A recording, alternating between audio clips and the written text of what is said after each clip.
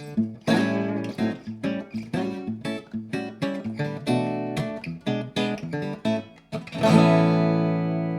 today's episode of our Galley Tower Sessions, presenting great vintage guitars, we bring on an exciting pair for you to compare.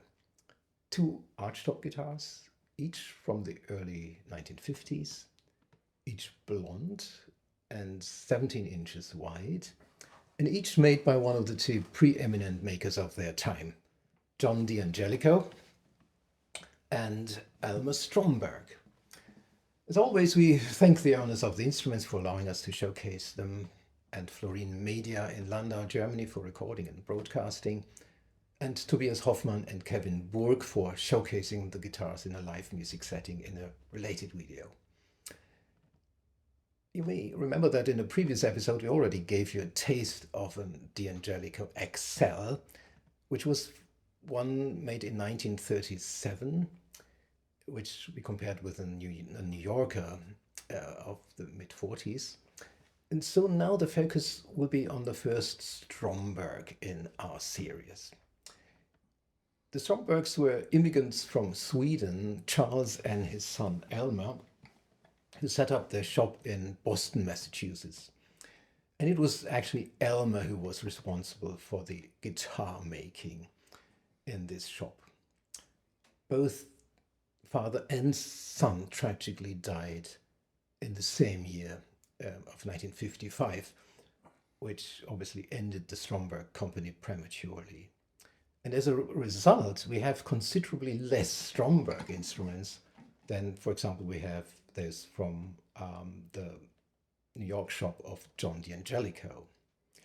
While John and his assistants, Di Serio and later John D'Acquisto, James D'Acquisto, produced more than 1,000 instruments, we have only between maybe 300 or 400 Strombergs. So these are hard to come by generally. And there's another thing to consider here. The most coveted archtops by Elmer Stromberg are those of his later period. While early Strombergs produced from the late 30s onwards or the mid-30s, are fine instruments in their own right, often rather beautifully adorned. Sonically, there are no match for his later creations.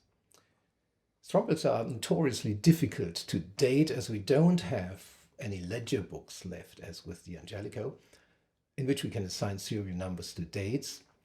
But it was around the mid-40s that Elmer began to fit his guitars with a revolutionary bracing design, using just one long diagonal brace instead of the usual two, whether arranged in parallel or X fashion. And this new bracing idea and the fact that he abandoned the earlier habit of using laminated wood for back and sides made for a big sound that rivaled or even outsounded the very best of his competitors. If we figure in the relatively late arrival of this feature and Elmer's early death, well, we end up estimating perhaps only around 100 to 150 Stromberg archtops that feature this coveted design. Talk about rare. In fact, the creme de la creme of professional jazz guitar players in and around New York, or generally the East Coast, would gravitate to either D'Angelico or Stromberg guitars. That was certainly due to their outstanding sonic qualities, but also I think to the fact that the individual makers, unlike big companies, were rather willing to work with the respective customer to tailor the instrument to match the specific needs and preferences of the players. And this is why with these makes, no guitar is like another, irrespective of the model designation. They vary in terms of neck dimensions and shape, sometimes in scale length, and even in the way tops and backs were graduated. Well, according to the sonic preferences of the players. With industrial-made instruments, by contrast, you may still get a bit of variety due to the piece of lumber. That, every tree varies in wood density and quality, but the difference tend to be comparatively minor. as the famous players of Stromberg archtops, the first that comes to mind is, of course, Freddie Green, the legendary human rhythm machine behind Count Basie's swing band. And when Freddie's Stromberg guitar turned up for sale at some point, some years ago, it still had the strings on it that Freddie played. And everybody was stunned about the super high action that this guitar sported, so that he obviously preferred in order to get his famous sound. Another thing to mention, or another player to mention, would be Hank Garland, who in the early 1950s ordered from Elmer a Stromberg with an extra short scale length of, I think, 23.5 or so. Much like the Gibson Birdland model, resulting in the short-lived but fantastic Model G5. And there is, by the way, a lovely biopic made about Hank's career and his tragic life, named Crazy, which is worth watching if you can find it. I think it's an Australian film, actually, which must be given credit for using the exact right sorts of guitars, vintage Strombergs in this movie. Now, this particular guitar here is one of those, yes. It's got the single diagonal brace, beautiful tiger maple, not only for the body, but also for the neck, all the way up to the headstock. It's an all-original guitar, perhaps save of the pickguard, well, I'm not so sure. The beautifully engraved headstock overlay, one of Elmer's specialities, is fully intact. And this is worth mentioning, as sadly quite a few other Stromberg guitars don't have the original headstock overlay left, because some of the material he used didn't stand the test of time, so that some have either sort of crumbled away over time and needed a replacement. Fortunately for Stromberg owners, there are a few talented individuals around now, mostly in the United States, who do excellent handmade replacements of these valuable instrument headstock overlays. Now, this instrument has got the standard size for Stromberg, both Stromberg guitars. It measures 17 inches and a quarter. It's rather deep at 4.5 inches. And the neck is comparatively slim and has a modern feel to it if you play it. It's almost a bit like electric guitar playing, almost, of course, by any standard. It's got a 25 inches scale, and although the Model G1 is positioned lower on the list of adornments, say compared to the deluxe model, this G1 is still stunningly beautiful, with the highest quality material used throughout, and very tasteful adornments, such as, you know, the fingerboard inlays, the notch diamond shapes here, and of course the headstock inlay, which is engraved and then hand colorized.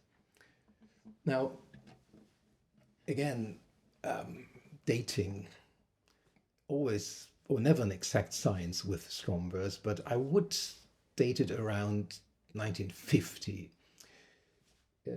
More important, of course, the question always, how does it sound?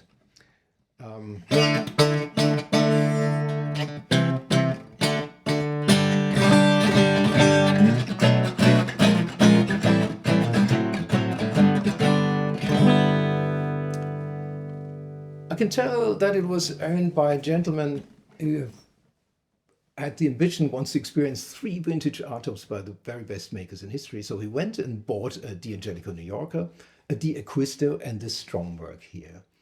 Now, we all envied the guy, of course, but here's the deal. After enjoying the trio of world-class archtops for a while, he realized he wanted to move into flat-top territory in the future in order to be able to afford some such nice ones. He had to let go of his archtops. And now guess which one of the lot do we think he kept for the longest? You're right, it was this Stromberg, even though the other two were considerably more valuable in financial terms. Now, Strombergs have a reputation of being super loud. And that is especially owed to their big 19 inches Master 400 models that are said to be unrivaled in this compartment, which was of course important for those who play them acoustically, say in an ensemble or even in a big band context. Now, loud is not necessarily beautiful. I have played a handful of Master 400s over the years, and to me they come in two very different departments, actually. While some are the referent tone monsters, super loud, powerful, but not necessarily very beautiful in tone, there are others often with a cutaway that have tops that were graduated notably differently, offering a silky, refined and beautiful tone that you wouldn't expect of a guitar of that size, evenly balanced across all registers. Again, we have to remember that Elmer Stromberg, like John D'Angelico, would tailor the voice of any guitar in the making according to the desire of the player that ordered the instrument in the first place. Now, this one here is more of a standard size, and to me it does sound powerful, yet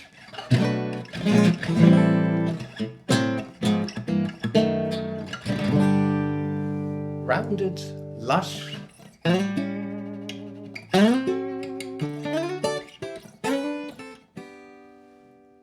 with an additional quality that I find really special.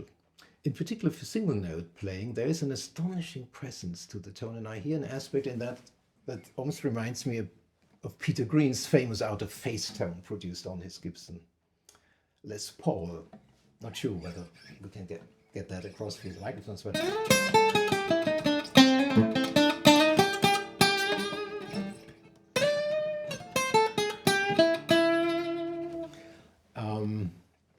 I've never found this in any other archtop, I have to say.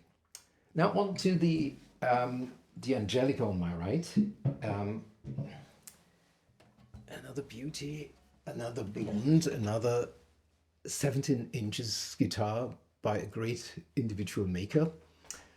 Another guitar made in the early 50s of the same type of lumber, Sitka spruce and maple. So it really makes it the ideal partner for the G1 to compare the two preeminent makers of their time. This one has a name engraved here on the fretboard, onto the fretboard at the 14th fret. Not sure it can be seen. The Mauro is inlaid here. And we can learn from a look into the ledger books that it was a certain Vinnie Mauro. He was the original owner, and the guitar was delivered to him on the 10th of November 1950. The guitar sports the typical features of that period. It's got the famous stair-step tailpiece that John had made for this flagship models, New Yorker and XLs, by the Schaffer Company in New York. Matched by the Grover stair-step tuners that to this day still work pretty well. And in comparison to the 1937 XL that we portrayed in an earlier episode, we can see now how the appointments again went into the more is better direction. Now we have 9-ply binding around the top, 7-ply around the back. We got the enlarged headstock, and also the F-holes are notably wider than in the earlier XL. The guitar is quite heavy, owed certainly to, in part, a very substantially, if not thick top. Plus, I guess the type, again, of maple used for back and sides, again with rather rare bird's eye configuration, which I think adds to the weight to the guitar and also to its tonal characteristics.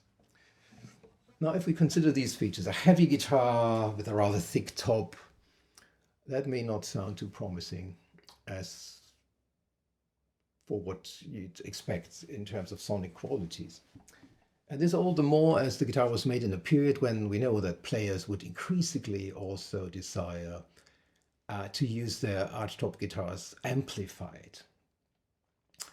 And for that purpose, we know that makers would graduate the tops in such a way as to make them vibrate less so as to reduce feedback. And I guess John D'Angelico would certainly have done this when prompted by a future owner.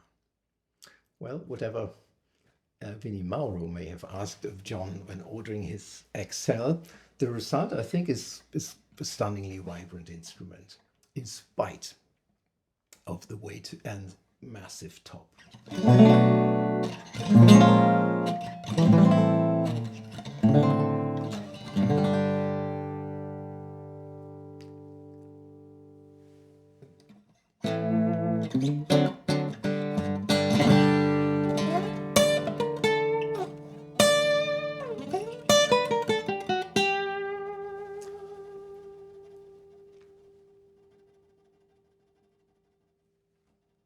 It produces a powerful muscular tone, yes, but one that still, I think, possesses that unique sweetness, which is the hallmark of John's creation.